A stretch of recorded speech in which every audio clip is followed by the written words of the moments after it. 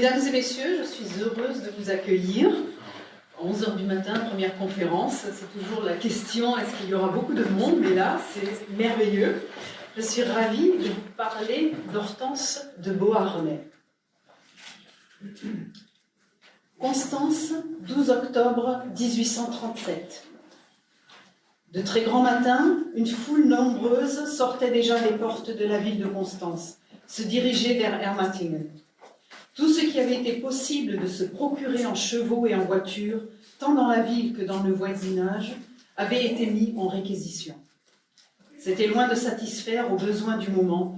Des barques chargées de monde sillonnaient le lac, bien que le temps fût contraire et que ceux qui se rendaient par eau courussent la chance pour leur retour, ou de lutter pendant des heures entières avec le vent et avec les vagues, ou de revenir à pied. Depuis le village jusqu'à Rennenberg, la route était encore plus animée que depuis Constance, car la foule y arrivait de différentes autres localités. La route de Schaffhouse était encombrée, ainsi que les sentiers de la campagne qui aboutissent à Ermatingen. Le cercueil était exposé dans la chapelle du château.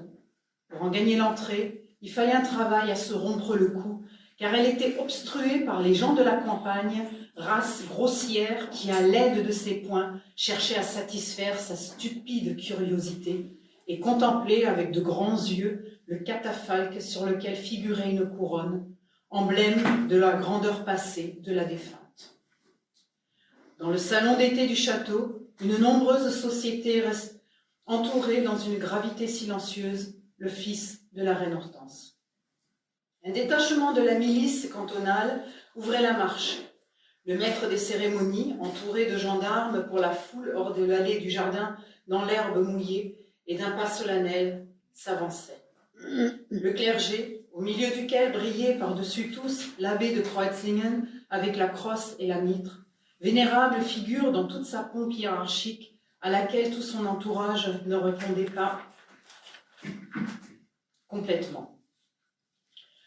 On transporta le catafalque hors de la chapelle. Lorsqu'on eut récité les prières d'usage, le cortège se mit en mouvement. En tête marchaient les prêtres avec la croix et les bannières, priant et chantant. Devant le catafalque était un vieux fidèle serviteur de la maison, les yeux remplis de larmes. La bière était portée par 8 hommes. Derrière eux venait le prince Louis, puis les conviés marchant 2 à 2, et au nombre desquels se trouvait le comte Taché de la pagerie de Munich. Le cortège mit une grande heure pour arriver à Ermatingen, où, parvenu devant la porte de l'église, il fut rompu par la foule de telle force que ce ne fut que dans le plus grand désordre que, pressé, poussé, il put franchir les portes. La troupe qui était présente ne fut d'aucune aide pour établir le bon ordre. Les gens de la campagne ne montrèrent pas plus de calme ni de décence dans l'intérieur de l'église, et la population catholique ne témoigna pas même de respect pour les pratiques du service divin, bien que la reine eût été leur bienfaitrice et que l'oraison funèbre, prononcée par le professeur Nicolaï de Constance dans des termes si simples et si touchants, eût dû le leur rappeler. Après la cérémonie, le cercueil fut reporté au château pour être prochainement conduit de là à sa destination. La défunte reine a exprimé avant sa mort le vœu de reposer dans la terre de France. Mais comme ce vœu ne pourra probablement pas être exaucé, on croit que sa dépouille mortelle sera transportée à Munich pour y être inhumée dans l'église de Saint-Michel. Ainsi prit fin la courte vie d'une princesse, d'une reine, d'une duchesse. Hortense née Eugénie Cécile de Beauharnais était décédée le 5 octobre 1837 à l'âge de 54 ans, des suites d'un cancer de l'utérus dans sa chambre à coucher au premier étage du château d'Arenenberg. Décédée le jour de sa fête. En effet, ce jour-là avait à cette époque plus d'importance que l'anniversaire. Mais en général, elle fêtait avec son frère Eugène, la Saint-Eugène, son deuxième prénom, donc le 13 juillet. Ce fut une vie relativement courte, mais bien remplie, riche en événements et en rencontres.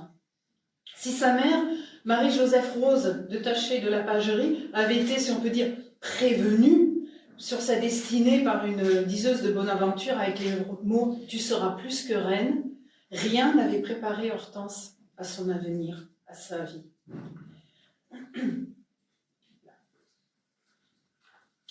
Cette vie avait commencé à Paris le 10 avril 1783.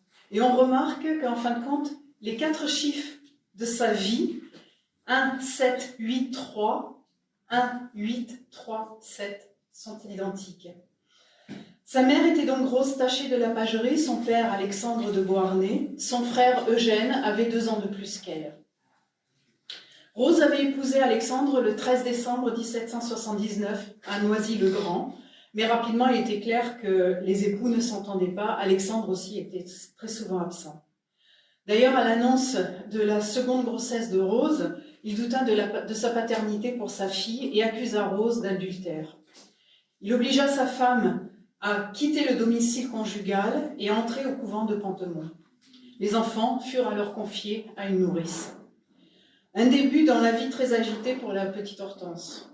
Mais peu à peu, Rose, qui selon Alexandre manquait d'éducation, allait s'imposer dans le monde. Le mari ne versant pas régulièrement la pension pour l'éducation des enfants, Rose décida de rentrer chez elle en Martinique, avec Hortense, laissant Eugène au lycée d'Harcourt à Paris. La mère et l'enfant restèrent près de 3 ans dans les Caraïbes et ne vécurent donc pas la prise de la Bastille et tous les troubles de la Révolution. Mais ces troubles sont arrivés peu à peu dans les Caraïbes et donc Rose et sa fille durent quitter précipitamment l'île et rentrer en France en septembre 1790. Âgée de 8 ans, à son retour en France, Hortense ne put pas aller à l'école. Elle a dû faire un apprentissage de couturière.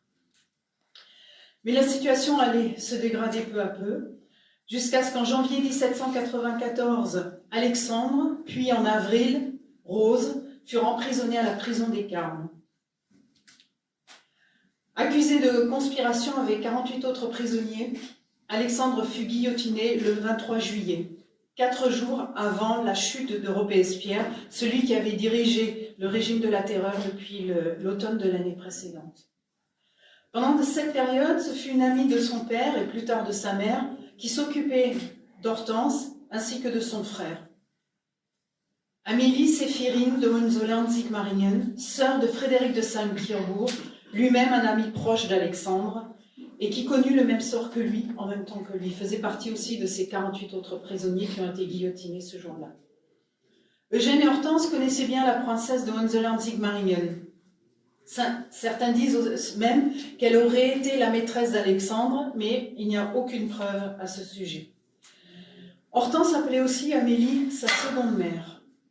En juillet 1792, prise de panique devant l'évolution de la situation, Amélie avait décidé de passer en Angleterre avec son frère et son neveu. Rose avait appris que Amélie voulait partir et elle voulait mettre ses enfants aussi en sécurité et elle les lui a confiés. Ils sont partis donc tous les 4, Amélie et les 3 enfants, vers l'Artois et Amélie a décidé d'attendre son frère qui n'arrivait pas. Il disait toujours qu'il avait des affaires à régler pour son fils. Il ne voulait pas prendre de risques à ce sujet. Et donc Amélie, à un moment, a décidé de rentrer à Paris. Mais surtout, c'est Alexandre qui a appris que ses enfants devaient partir en exil. Et cette situation d'exilé, c'était faire acte de trahison avec la guillotine à la clé. Et donc, il a appelé ses enfants et il les a fait revenir. Et donc Amélie revient avec les 3 enfants à Paris. Pendant l'emprisonnement des parents, c'est Amélie aussi qui va s'occuper d'Eugène et d'Hortense. Ils seront pratiquement tous les jours chez elle. Et ce lien ne sera jamais rompu.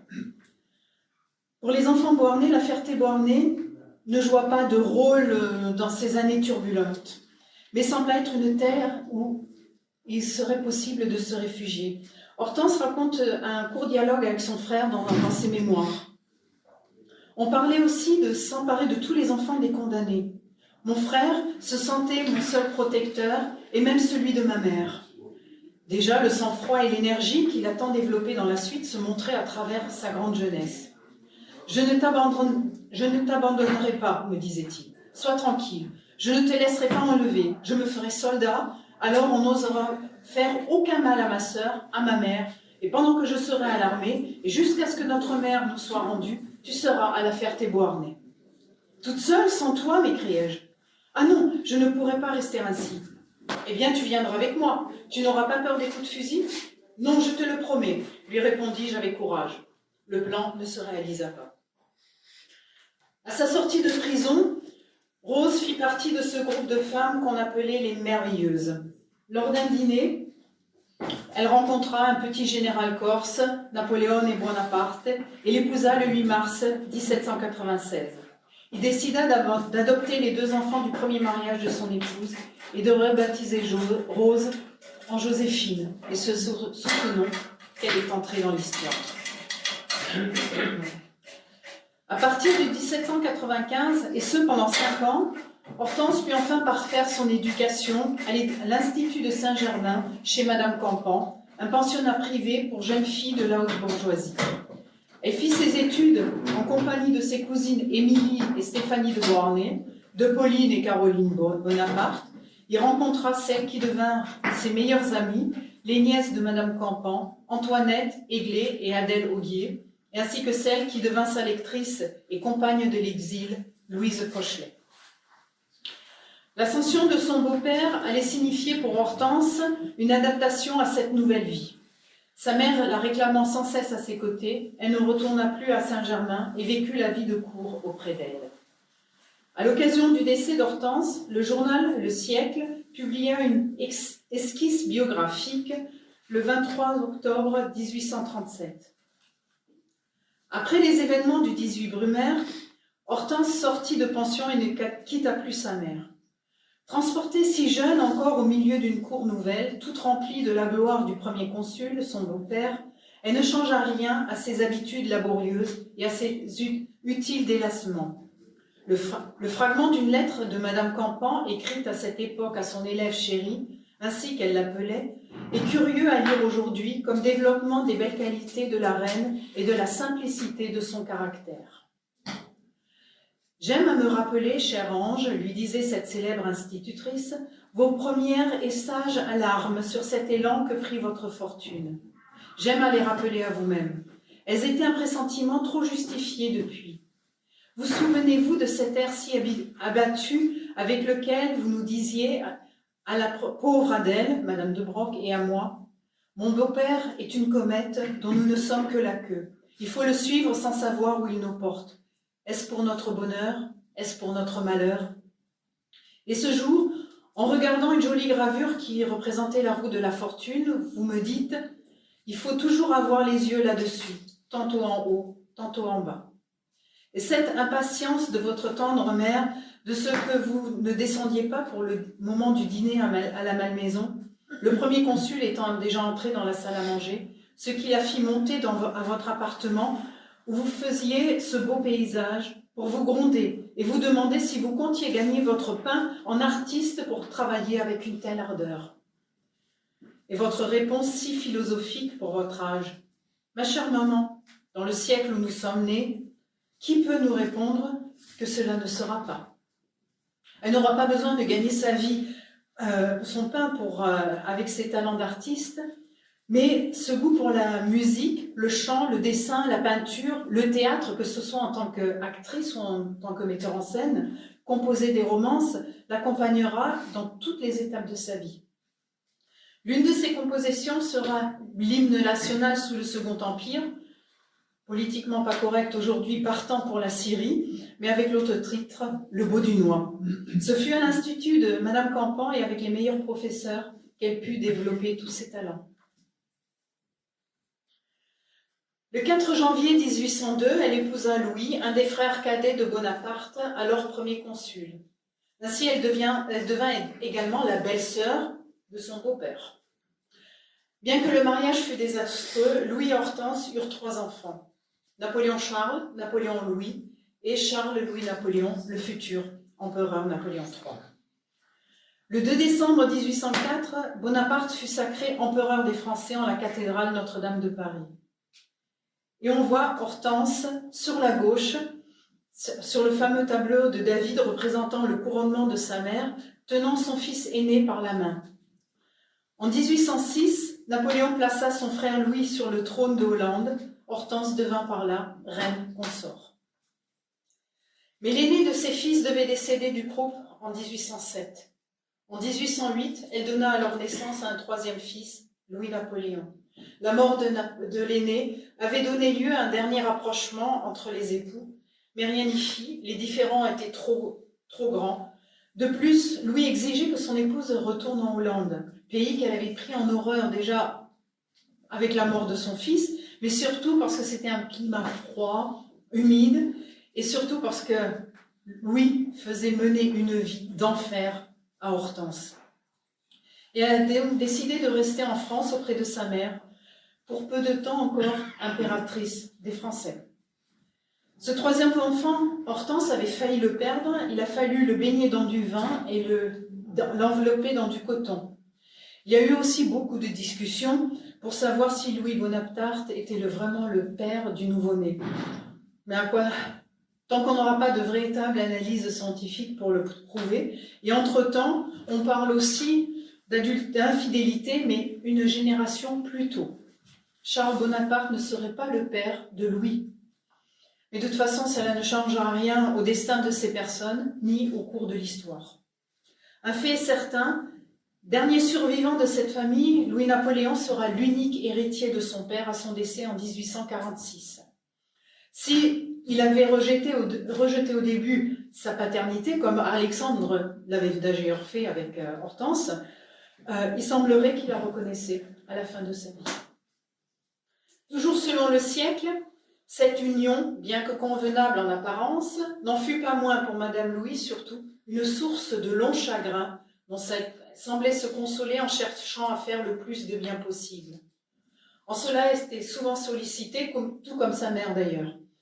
Étant proche du premier consul, puis de l'empereur, il y avait beaucoup de fortes chances que les personnes qui s'adressaient à elle obtiennent ce dont elles avaient besoin ou ce qu'elles voulaient. Et une des personnes qui se sont adressées à Hortense et à Joséphine, c'était bien sûr Amélie Séphirine, qui a pu obtenir par là que le territoire, la principauté de son mari, Antoine Aloïs de Hohenzollern-Sigmaringen, ne soit pas médiatisé. En contrepartie, alors, ah oui, là c'est Louis-Napoléon et Napoléon-Louis, en contrepartie, Amélie dut accepter la proposition de mariage faite par Napoléon pour son fils Charles. Épouser la nièce de Joachim Murat, Antoinette. Celle-ci, fille de tavernier, fut élevée par son oncle paternel avec ses enfants, les enfants qu'il avait eus avec Caroline Bonaparte, et elle a reçu aussi la meilleure des éducations possibles. Un jour avant le mariage, elle fut faite princesse. En 1810, Louis abdiqua et partit en exil pour la Suisse, puis l'Autriche, avant de s'installer définitivement en Italie, à Florence. Depuis quelque temps, Hortense avait une liaison avec le comte Flao, Charles de Flao, lui-même fils illégitime du prince de Talleyrand. Elle tomba enceinte et pour cacher cette grossesse et accoucher loin de la cour, elle décida de rejoindre son frère Eugène en Italie, dont il était le vice-roi depuis 1805. Après avoir été aux eaux de Aix en Savoie, comme on me disait à l'époque, elle se mit en route pour le rejoindre, et ainsi que sa belle-sœur Auguste Amélie, son épouse, une des filles du roi de Maximilien de Bavière, qui avait été mise dans la confidence. Mais Hortense devait accoucher en route. Auguste naquit le 17 septembre 1811 en Suisse, dans le canton du Valais, à Saint-Maurice. Ce chapitre de la naissance de son quatrième enfant, Hortense le passe entièrement sous silence dans ses mémoires. Elle ne devait jamais revoir son enfant, et celui-ci jouera un rôle important dans le gouvernement de son demi-frère sous le Second Empire en tant que duc de Morny. La position d'Hortense changea aussi après le divorce de Napoléon et de sa mère et après son remariage avec Marie-Louise d'Autriche. Elle devint une des dames d'honneur de la nouvelle impératrice. Bien qu'elle se trouvât entre sa mère et la nouvelle impératrice, elle fut proche de la jeune femme. Dans ses mémoires, Hortense écrivit « Il me fallut revenir auprès de l'impératrice Marie-Louise qu'on trouvait trop seule. Elle venait quelquefois me voir à Saint-Leu et s'y plaisait toujours beaucoup. Elle recevait souvent des nouvelles de l'empereur qui m'en donnait habituellement. Sa tendresse, ses inquiétudes me paraissaient sincères et je lui savais gré de partager nos anxiétés. Puis, les événements se précipitèrent. Depuis sa séparation de Notre-Dame des Victoires, donc de Joséphine, c'est elle qui avait toujours porté chance à Napoléon, celui-ci accumulait les défaites et les pertes. L'Espagne, la Russie, l'effondrement de l'Allemagne napoléonienne, la perte de la Hollande, ainsi que la domination française en Italie. Le 12 août 1813, l'Autriche avait déclaré la guerre à la France et malgré différentes victoires, Paris tomba le 31 mars 1814. Et le 2 avril, le Sénat prononça la déchéance de Napoléon. Sous la pression des maréchaux, il abdiqua sans condition le 6 avril. Le 20 avaient lieu les adieux de Fontainebleau et l'empereur partait pour l'île d'Elbe. Malgré leur première crainte à la chute de l'Empire, Joséphine et Hortense purent obtenir une position privilégiée sous la première Restauration, protégée par le tsar Alexandre. Par son entremise, Hortense reçut du roi de Louis XVIII le titre de duchesse de Saint-Leu, du nom de sa propriété au nord de Paris, ainsi qu'une pension, dont elle n'a pas touché un sou, mais enfin c'est une autre histoire. Le 29 mai 1814, Joséphine décédait de cette fameuse maladie de la mousseline qui avait été la cause de la mort de tant de femmes à cette époque. Hortense vivait entre Paris et Saint-Leu, où elle laissait ses enfants quand elle devait se rendre dans la capitale. La vie continuait, pour ainsi dire, normalement, jusqu'au 1er mars 1815, jour où Napoléon Ier posa le pied sur le sol français en débarquant à Golfe-Juan. Malgré la réticence initiale de l'empereur envers Hortense à son arrivée dans la capitale, il devait l'accepter à ses côtés. Elle allait jouer, pour ainsi dire, le rôle de la première dame de France, puisque Joséphine était décédée et Marie-Louise était rentrée en Autriche avec le fils, avec les Blonds. Hortense avait changé de camp et ceux qui l'avaient protégée quelques mois auparavant se détournèrent d'elle. Le tout ne dura que 100 jours, mais c'était assez pour la disgrâce. Le jour où la nouvelle de la défaite de Waterloo atteignit Paris, Hortense tenait salon. Benjamin Constant était son invité et lisait des extraits de son nouveau roman, Adolphe. C'était le 20 juin. On connaît la suite, la seconde abdication de Napoléon et son départ pour l'île de Sainte-Hélène. Ayant pour la suite de sa vie pris, on pourrait dire, la mauvaise décision, en se plaçant aux côtés de l'empereur, Hortense se vit obligée de quitter non seulement Paris, mais également la France. Et c'était aussi un départ en exil. Le sien ne sera pas aussi lointain que celui de l'empereur, mais les premiers mois ont été incertains. Par étapes, elle atteignit Preny, sur les rives du lac de Léman. Elle y avait hérité d'une propriété qui lui provenait de sa mère. Ses passeports étaient en règle, délivrés par les puissances alliées et même par la France, pour un séjour en Suisse, seul pays qui était resté étranger à cette dernière guerre. Et pourtant, elle n'avait le droit ni de rester ni d'aller ailleurs. Alors elle a pris les choses en main et elle a décidé d'aller quelque part dans un lieu qu'elle connaissait très bien. Elle a décidé de partir à Aix-en-Savoie. Elle était connue là-bas, elle avait beaucoup de connaissances et elle avait même fondé un hôpital. Avec elle voyageaient donc ses fils Napoléon Louis et Louis-Napoléon, son vieil écuyer hollandais Monsieur de Marmol, ainsi que quelques femmes de chambre.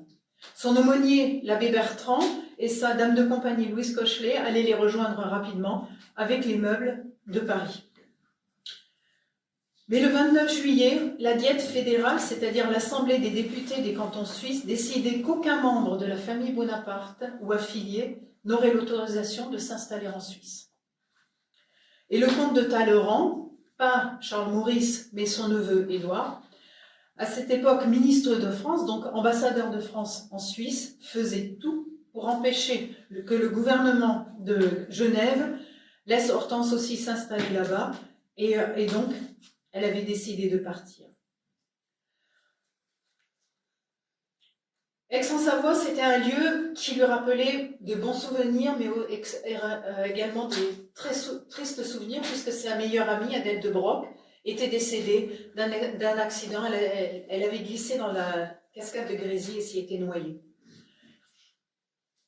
Mais il y a d'autres malheurs qui se sont ajoutés, c'est-à-dire que elle s'est installée et celui qui est venu la réconforter, c'est son amant Charles de Flahault, mais elle ne voulait pas le compromettre, alors elle lui a demandé de partir et quelques jours plus tard, elle apprend son infidélité. Et de plus, le tribunal de Paris avait donné le fils Napoléon Louis à son père, c'était lui qui en avait la garde, et il a envoyé quelqu'un pour venir le chercher. Donc elle perdait aussi son fils, et donc c'est un monde complètement qui s'effondrait pour elle. Et alors elle a pris la décision de changer de lieu, de traverser la Suisse en diagonale pour s'installer à Constance, dans le Grand-Duché de Bade. Pourquoi Constance? Tout simplement parce que sa cousine Stéphanie avait épousé le grand-duc de Bade et que Constance était, depuis 1806, de nouveau une ville qui appartenait à ce grand-duché. Et elle espérait par là que les liens familiaux allaient lui permettre de pouvoir s'installer définitivement. Mais les puissants alliés ont fait pression sur le grand-duc Charles et il lui a demandé donc de partir. Louise Koechlé raconte dans ses mémoires leur arrivée le 7 décembre 1815 dans cette ville. Ils ne purent loger que dans une pitoyable hôtellerie.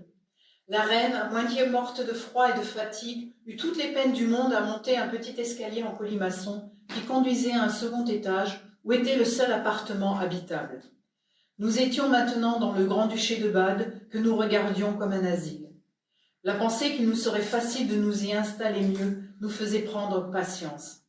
Nous sortîmes dès le lendemain par un froid très rigoureux et nous nous mîmes à parcourir cette ville qui n'a guère conservé de son ancienne splendeur que son nom et son admirable situation. Ces rues, ces places silencieuses où certainement l'herbe devait croître en été, l'air calme de ses bons et hospitaliers habitants, tout cet aspect de tranquillité souriait et plaisait infiniment à la reine. Elle avait eu tant à souffrir de son contact avec le monde et les grandeurs que l'idée de la retraite, de la solitude même, avait le don de la charmer. Il était difficile de mener une vie plus monotone et plus triste que la nôtre. Tous les jours, nous sortions à pied dans les rues de Constance, où il n'y avait alors pas le moindre objet qui pût reposer nos yeux, incessamment fatigués par la neige qui couvrait le pavé et les toits des maisons. Mais là, donc, elle n'était pas autorisée, mais on lui a permis de se reposer, on lui a permis de rester quand même quelque temps. Et elle loua une grande maison au bord du lac.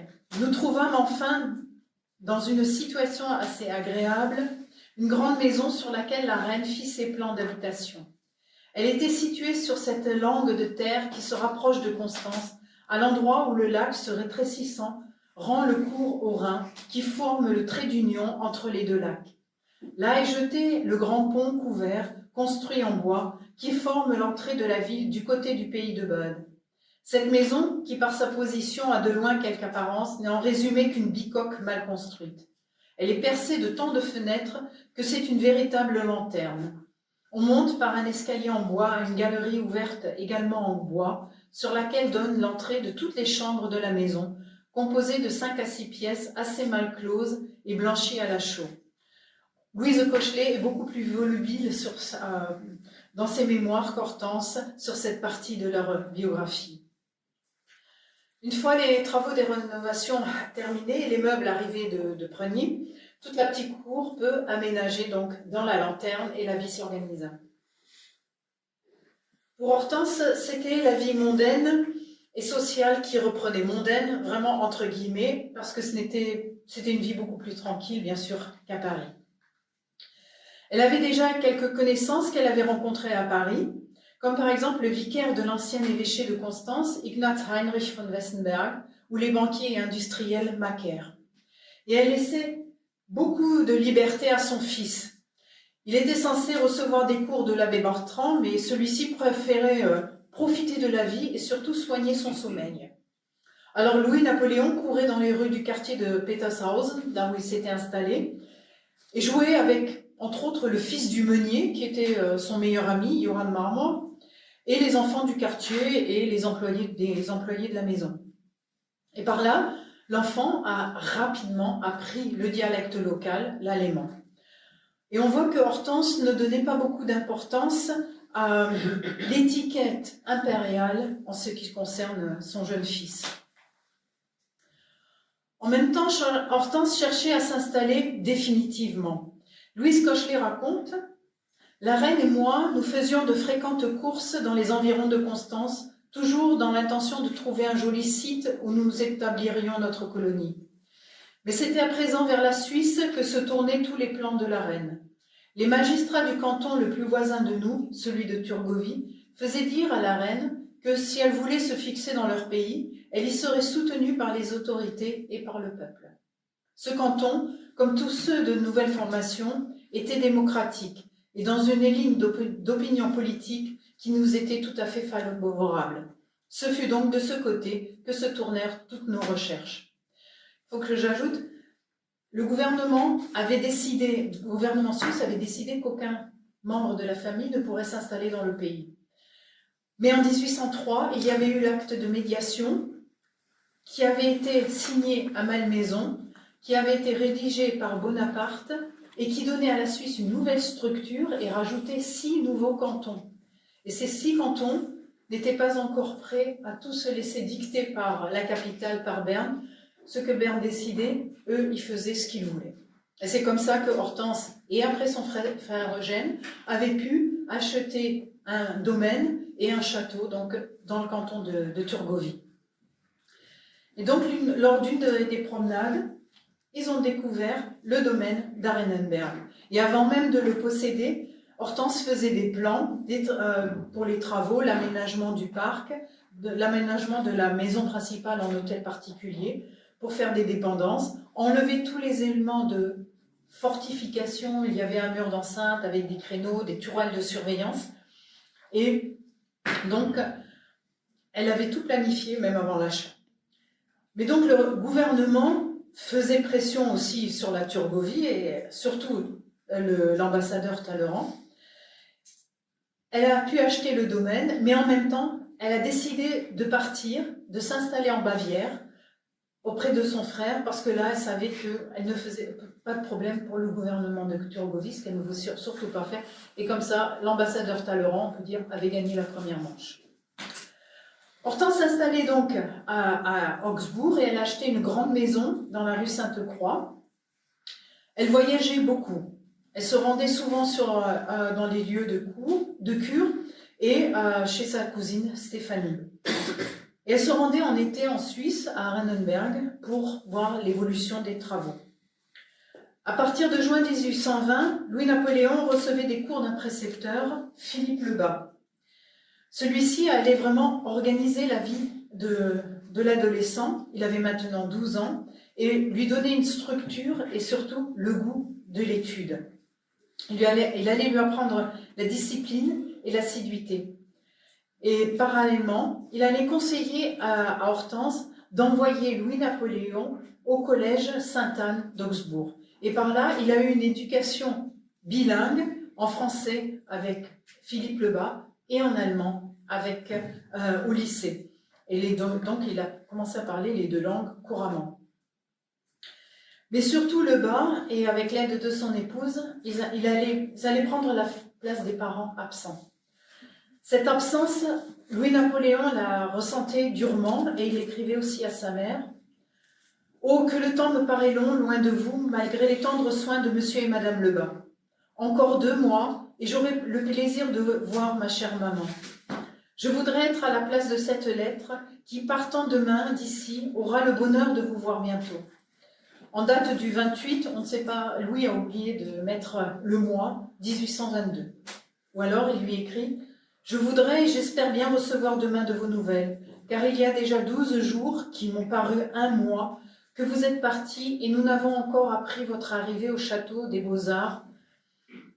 Nous n'avons pas encore appris votre arrivée au château des Beaux-Arts, en date du 15 juin 1823. Il semble qu'Hortense menait la même vie qu'à Paris, et là, elle laissait son fils au précepteur et sa femme, et autrefois, elle laissait ses enfants à leur grand-mère. Ils allaient rester à Augsbourg jusqu'en 1824. En février de cette année, Eugène décédé. L'année suivante, c'était le bon roi Max, le roi de Bavière, le beau-père de Eugène, qui décédait. Et le successeur, le fils aîné Louis Ier, n'était pas comme son père en faveur des Bonaparte, au contraire. Et donc, il n'y avait plus personne pour protéger Hortense et son fils, et c'est tout naturellement qu'elle a décidé de s'installer définitivement à Arenenberg.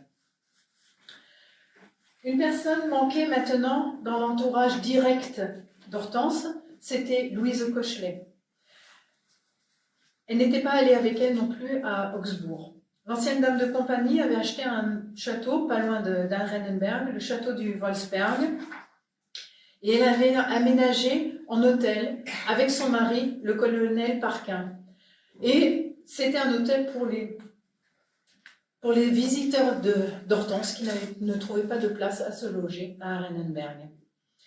Et il y avait un certain cérémonial à respecter si on voulait être reçu à la cour d'Hortense à Arenenberg. Alors on prenait tout d'abord une chambre dans un hôtel à Constance et on faisait connaître sa présence. Et de là, on déménageait au Wolfsberg et Hortense envoyait alors des invitations pour le déjeuner ou le dîner. Ce qu'elle faisait aussi, elle envoyait donc tous les jours un domestique à Constance qui allait soit porter les lettres à la poste et récupérer celles qui étaient arrivées. Il les récupérait aussi à d'autres adresses d'emprunt, soit chez des banquiers, soit chez des industriels, des amis à elle. Mais le domestique allait aussi se renseigner dans les hôtels pour voir qui était inscrit sur les registres. Et comme ça, elle envoyait aussi des invitations. Depuis 1823, Hortense et Louis a passé les hivers en Italie. On les comprend, on connaît le climat, il n'est pas meilleur qu'ici et pas plus chaud. Et là, ils avaient l'occasion à Rome de retrouver Madame Mère et aussi le cardinal Fesch. Et à Rome, Hortense louait une grande maison, d'abord la Casa Ciampi sur la Via del Pontifici, qui faisait angle avec le Corso, et le Corso c'est l'équivalent un peu plus petit des Champs-Élysées. Plus tard, elle a emménagé dans la Villa Paolina. Son fils aîné en avait hérité au décès de Pauline Bonaparte. Mais la villa, à l'époque, était située hors de la ville, elle était à la campagne. Et Hortense, elle voulait être au centre de toutes les activités de la vie mondaine. Et donc, elle a décidé de relouer une aile entière du Palazzo Ruspoli, qui était de nouveau aussi proche du Corso. Rome, à cette époque, était après Paris une métropole très attrayante en Europe et elle offrait les possibilités de renouer avec une certaine vie mondaine comme elle avait connu à Paris. Et pendant ces hivers, Hortense entretenait un salon, elle organisait aussi un carnaval dans ces salons qui étaient très prisés. Et puis il y a quelques célébrités qui s'y retrouvaient, comme entre autres aussi les frères Casimir et Germain de Lavigne, avec Eugène Scribe. Bon, lui, on le connaît encore, mais les frères de Lavigne, on les a oubliés depuis. Elle a fait leur connaissance donc pendant ce carnaval, et elle les a invités à venir à Arenenberg, et elle les retrouvait souvent, donc elle les invitait à dîner, ils logeaient bien sûr, au château du Wolfsberg. Ce n'étaient que 3 visiteurs parmi tant d'autres à cette cour. Il y avait des sculpteurs, des écrivains, savants, politiciens, des magnats de l'économie, et puis des dames et messieurs de la haute société des environs. Ils s'y retrouvaient, ils tenaient salon, et puis ils fêtaient souvent. Mais pendant l'hiver 1830, l'atmosphère a changé. Les Carbonari préparaient leur révolte contre la suprématie de l'Église et de l'Autriche, et Louis-Napoléon voulait depuis longtemps s'engager pour une bonne cause. Il avait un nom à responsabilité, comme il disait, et il voulait être digne aussi de ce nom. Et c'est une pensée qui allait le suivre toute sa vie. Et avec son frère Napoléon Louis, ils ont combattu pendant quelques semaines aux côtés des Carbonari, mais le 17 mars 1831, Napoléon Louis, décédé dans les bras de son frère, de la rougeole. Louis était atteint lui-même, et ne put en réchapper de justesse qu'avec l'aide de sa mère. Ils ont quitté l'Italie, ils ont été en France jusqu'à Paris, ils se sont installés à l'hôtel de Hollande dans la rue de la Paix. Hortense a réussi à avoir une entrevue avec Louis-Philippe. On lui proposa de s'installer à Londres et de là de faire une demande officielle auprès du gouvernement français pour séjourner en France. Et cette demande devait se faire sous le nom de baronne d'Arenenberg et on réclama aussi le renoncement au nom de Bonaparte, ce que Louis-Napoléon a refusé net. Ils étaient à Paris le 5 mai 1831, donc le 10e anniversaire du décès de Napoléon Ier, et les marques de sympathie pour l'empereur allaient en grandissant. Donc le gouvernement a exigé d'Hortense et de Louis qu'ils quittent immédiatement la France. Ils ont fait un séjour alors à Londres, et ce n'est qu'au début du mois d'août 1831 qu'ils retournèrent à Arenenberg en passant anonymement par la France. La route vers le sud leur était donc interdite. Il n'y aura plus aucun hiver dans les douceurs italiennes. Les années suivantes ont été tranquilles, entrecoupées de petites courses et des visites. Pendant l'été 1832, Juliette Récamier a passé quelques semaines à Arenenberg. Alexandre Dumas est lui-même venu en tant que républicain, a été fasciné par, pas par Napoléon, mais par Bonaparte, et il voulait rencontrer quelqu'un qui lui avait été proche dans les derniers temps qu'il avait passé en France. Malgré ses 30 ans, il était tout ému et intimidé par Hortense, mais elle a su le mettre à l'aise. Ils ont fait des promenades dans le parc, elle a invité à dîner, à déjeuner, et ils ont discuté politique. Et Dumas ne lui laissait aucune chance pour son fils, pour qu'il prenne une position politique en France. Bon, on verra qu'il s'était trompé. Hortense voulait toujours parler politique, et même le vicaire Wessenberg raconte dans ses mémoires qu'elle l'agaçait à toujours vouloir parler politique. À la fin de ce mois d'août 1832, il y a Chateaubriand qui est passé aussi. Bien sûr, il a retrouvé sa maîtresse Juliette Récamier. Et Hortense en a profité pour lui montrer son petit muséum qu'elle avait installé dans la bibliothèque du château, où on pouvait voir le fameux chapeau de Napoléon, l'écharpe qu'il avait portée pendant la campagne d'Égypte, le sabre de Marengo et les lettres qu'il avait écrites à Joséphine. Et c'est d'ailleurs Hortense qui va faire la toute première édition des lettres de Joséphine à Napoléon en 1833. Mais tout ça, ça n'a pas impressionné le grand écrivain. Louis-Napoléon, pendant cette période, allait suivre les cours à l'école militaire de Thun, qui était dirigée par un ami de la famille, par Guillaume-Henri Dufour. Il va écrire des ouvrages qui ont rencontré beaucoup de succès, surtout en Suisse. Il a écrit les rêveries politiques, mais c'était surtout les considérations politiques et militaires sur la Suisse et le manuel d'artillerie à l'usage des officiers de l'artillerie de la République helvétique, qui ont eu très forte résonance, et le manuel d'artillerie a été l'ouvrage de référence pour l'artillerie suisse pendant des décennies. Il s'est fait inventeur aussi, il a modernisé le canon en y ajoutant les rayures et les tubes qui étaient propres aux armes à feu portatives et les transfère sur le canon. Il fait tout un tas d'exercices de tir aussi. Hortense ne restait pas inactive non plus. Elle a écrit pendant cette période un volume de mémoires, La reine Hortense en Italie, en France et en Angleterre pendant l'année 1831. Et elle explique la raison de cette publication dans l'introduction. Arenenberg, 22 septembre 1833. Mes amis ont pensé qu'après la publicité officielle donnée à mon passage à Paris en 1831, et les nouvelles erreurs répandues à cette occasion sur mon compte, c'était un devoir pour moi d'expliquer au public, seul juge en dernier ressort de ce qui est bien comme de ce qui est mal, les motifs qui m'ont obligé à enfreindre momentanément une loi de mon pays, loi injuste sans doute, mais que je devais respecter. Les conseils de leur amitié ont triomphé de ma réserve, et je me suis décidée à faire paraître le récit de mes derniers malheurs. Je le fais avec une sorte de crainte. Me placer en évidence par ma volonté, c'est agir d'une façon contraire à la vie que j'ai toujours souhaitée. J'ai écrit pour soulager mon cœur de ces douloureuses impressions, sans penser qu'elles dussent être connues.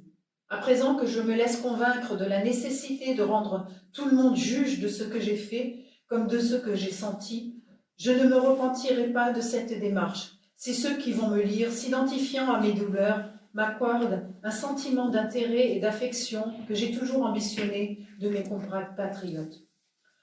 Tout ça dans le style de sa devise, moins connue, moins troublée, que ses amis avaient adapté en mieux connu, mieux aimé. Au printemps 1835, à la recherche d'un lieu pour les mois d'hiver, en remplacement de l'Italie, Hortense et son fils se rendirent à Genève et louèrent 2 appartements en Calabrie, légèrement en contrebas de la vieille ville.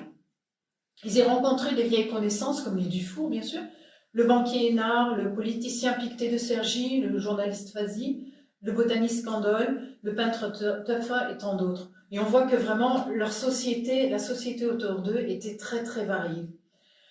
Leur intention avait été de revenir l'année suivante, mais Louis-Napoléon préparait son premier coup d'État, celui de Strasbourg, qui a eu lieu le 30 octobre 1836. Louis-Napoléon et ses acolytes ont été faits prisonniers. Louis a été séparé de son groupe et envoyé pour son procès à Paris. Hortense, dont tous ses états a décidé de partir à Paris, elle est restée un petit peu en dehors de la ville. Elle a envoyé une de ses dames de compagnie, Madame de Salvage de Faverolles. Celle-ci n'a pas rencontré le roi, mais elle a appris que Louis-Napoléon ne serait pas conduit en justice, mais envoyé en exil aux États-Unis. En décembre 1836, Louis-Napoléon a embarqué à Lorient et après un long détour par l'Amérique du Sud, il débarque en mars 1837 à Norfolk, au sud de Baltimore. Il est parti à la découverte de la côte est des États-Unis, mais le manque de nouvelles en provenance d'Arenenberg l'a inquiété. Et au lieu de partir à la découverte d'autres villes, il a attendu à New York une lettre de sa mère. Lettre qu'elle a écrite le 11 avril et qui ne l'a atteint que 2 mois plus tard. Hortense lui a écrit « Mon cher enfant, je veux te donner de mes nouvelles moi-même. Je suis contente qu'on ait renoncé à faire une opération car c'était courir bien des risques. » C'était sur cette missive que Valérie Mazullier, une autre dame de compagnie d'Hortense, depuis l'automne 1830, avait rajouté ces mots « Revenez, revenez ». Par le premier bateau, Louis-Napoléon s'est rendu d'abord en Angleterre, puis il passe la Manche, il passe par la Belgique et le Grand-Duché de Bâle et arrive le 5 août 1837 à Arenenberg. Ça a été un semi-bonheur, car le 5 octobre, donc exactement 2 mois plus tard, Hortense fermait les yeux pour toujours. Le cancer de l'utérus qu'il a rongé depuis si longtemps avait gagné. Valérie Mazullier a écrit à cette amie de toujours, à Amélie Séphirine, « Chère princesse, tout est fini. Depuis ce matin à 5 heures, et notre malheureux prince me charge de vous parler de son affreuse douleur. Vous la devinerez mieux que je ne saurais vous l'exprimer, car moi aussi je suis bien à plaindre. Le bon Dieu a trompé nos espérances, non seulement en nous l'enlevant, mais en rendant sa mort douloureuse. Les 3 derniers jours ont été une véritable agonie, mais quel nom pourrait-on donner aux 4 dernières heures? C'est un souvenir déchirant pour toute ma vie. Je ne l'ai quittée qu'à 8 heures, après lui avoir fait sa toilette de lit, comme je le faisais de tous les matins. À 4 heures, je l'ai mise sur un lit paré où elle repose tout près de nous. Le bon Dieu a soutenu mes forces et mon courage. Le prince a été admirable. C'est comme sa mère, une nature à part. J'ai passé près d'elle les 2 dernières nuits. Recevez, chère princesse, l'expression de mon respectueux attachement. Valérie Mazullier, à la hâte, le 5 octobre 1837. Hortense avait toujours eu 2 souhaits, 2 rêves. L'un d'eux avait été de pouvoir rentrer en France, mais ce ne furent que 2 courts passages incognito de son vivant qu'elle put le faire. En décembre, le comte Taché de la Pagerie et Madame de Salvage de Faverolles ont quitté Arenenberg et ils ont accompagné le cercueil d'Hortense vers Rueil-Malmaison. Le 8 janvier 1838, elle était inhumée dans la crypte de l'église Saint-Pierre-Saint-Paul de Rueil, non loin de sa mère. Seul son cœur aurait été enterré dans le petit cimetière sur le côté de l'église d'Ermatingen. L'autre rêve était plus grand, mais elle n'en verra jamais la réalisation. L'un de ses fils monterait sur le trône de France.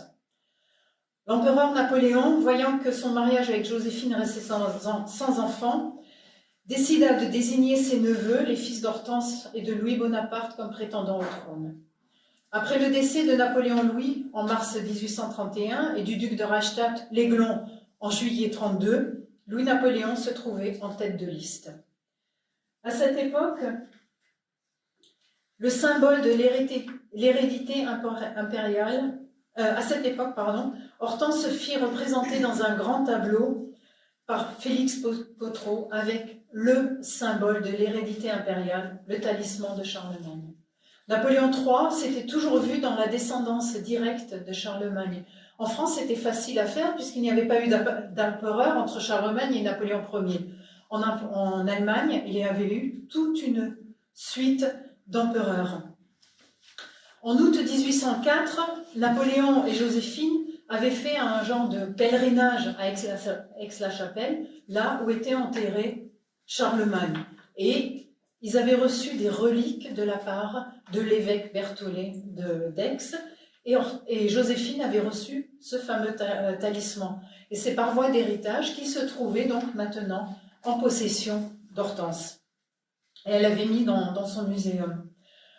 Félix Cottereau a rajouté ce détail, le talisman comme fermeture pour le manteau, mais il n'a jamais été monté sur une chaîne. C'est sûrement Hortense qui lui a demandé de mettre ce symbole, mais presque au milieu du tableau, la représentant. Et par là, elle montrait qu'elle était la mère de la prochaine génération, de la prochaine dynastie sur le trône de France. Son rêve se réalisera, mais le 2 décembre 1852, 48 ans après le sacre de l'oncle, mais elle ne le vivra pas. Hortense a-t-elle été une femme de pouvoir, d'influence? Dans la première partie de sa vie, elle a vécu dans le sillage de sa mère, de son beau-père et de son mari. Elle n'a même pas pu épouser l'homme qu'elle aimait, le général Duroc, mais a été forcée d'épouser Louis Bonaparte. C'était une décision surtout de sa mère qui voulait que les deux familles soient rapprochées, puisqu'il y avait toujours cette épée de Damoclès pour elle, ne pouvant pas avoir d'enfants. Il y avait toujours ce divorce qui était en l'air. Et par là, elle pouvait sécuriser sa position. Hortense, elle a suivi le mouvement, elle a été pratiquement obligée. Première décision venant d'elle, ça a été de se séparer de son mari, et l'autre décision de ne jamais divorcer, parce que ça l'a coupée donc du coup de la famille Bonaparte. Mais Louis a toujours voulu le divorce, parce qu'il voulait se remarier, et à peine veuf, il a pu enfin se remarier. En fin de compte, on peut dire que ce n'est qu'à la chute de l'Empire qu'elle a pu mener la vie qu'elle voulait, et surtout pendant sa période d'exil. Avec son installation sur les rives du lac de Constance, ça s'est intégré immédiatement, tout comme son fils d'ailleurs, et elle a été très appréciée de tous. Et beaucoup de choses ont changé pendant les 22 ans qu'elle a passé dans cette région. Et c'est Louise de Cochelet, de nouveau, qui le raconte dans ses mémoires. Il y a 15 ans que Constance était totalement privée des ressources qu'on imagine à trouver en voyage. Mais cette ville a bien changé depuis. De jolies boutiques et de brillants magasins se sont ouverts. Des fabriques se sont élevées. Un casino y a été construit. Des bateaux à vapeur sillonnent le grand et le petit lac et transportent chaque année des milliers d'étrangers. Les hôtels garnis de Constance rivalisent avec les beaux hôtels de la Suisse qui ne se recommandent pas moins par la bonne chère qu'on peut y faire que par la propreté qui y règne. Enfin, Constance, maintenant, est une des villes les plus dignes d'attirer les étrangers qui viennent admirer sa belle situation qui n'a point d'égal en Europe. La présence de la petite cour n'a pas été entièrement étrangère à ce développement économique. Les activités d'Hortense commencèrent peu après son installation. Elle fonda avec des magnats de Turgovie ou de Constance la première société de navigation à vapeur sur le lac. Le bateau, baptisé Stéphanie du nom de la grande-duchesse, a eu malheureusement une triste célébrité. La puissance des machines ne suffisait pas et le bateau, lors du voyage inaugural, a dû être raccompagné dans le port à la rame.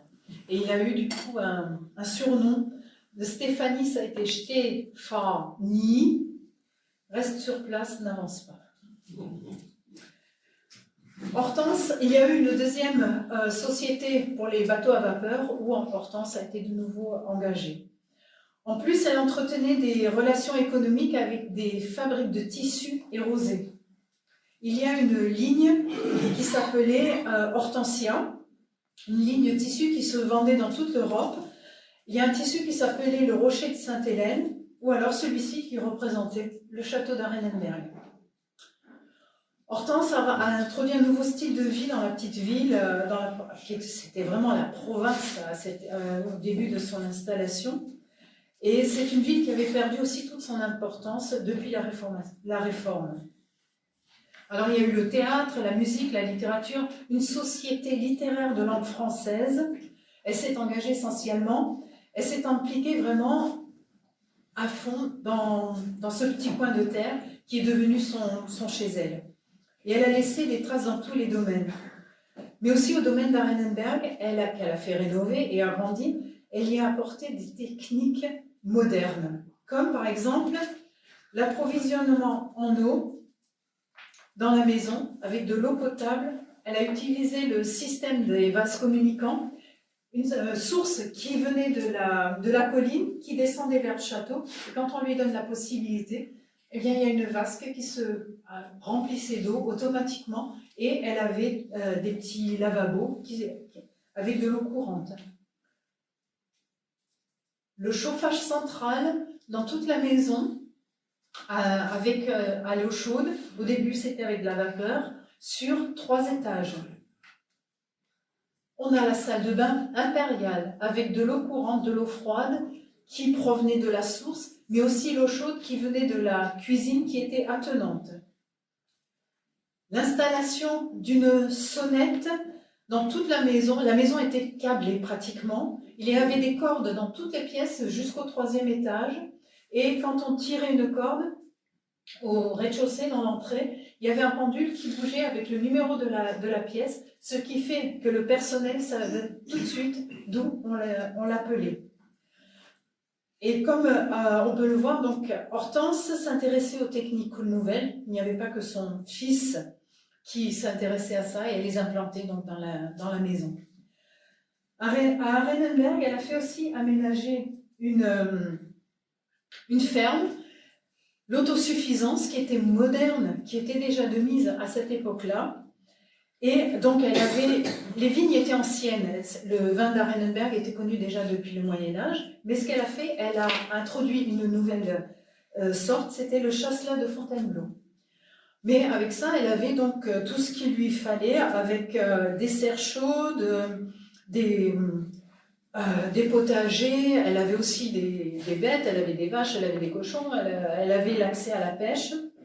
Donc, elle était indépendante sur tous ces plans-là. Elle avait 2 glacières aussi, une dans le parc pour le champagne quand elle s'installait là-bas, ou alors à proximité des cuisines, où il y avait aussi un fourneau et des fumoirs, dont quelques restes sont encore visibles sous le parquet de la salle d'exposition actuelle. Jusqu'à présent, on a considéré Hortense toujours comme une femme artiste, mais en regardant d'un peu plus près, on peut se rendre compte qu'elle était aussi une femme d'affaires, une femme moderne de son temps. Je vous remercie.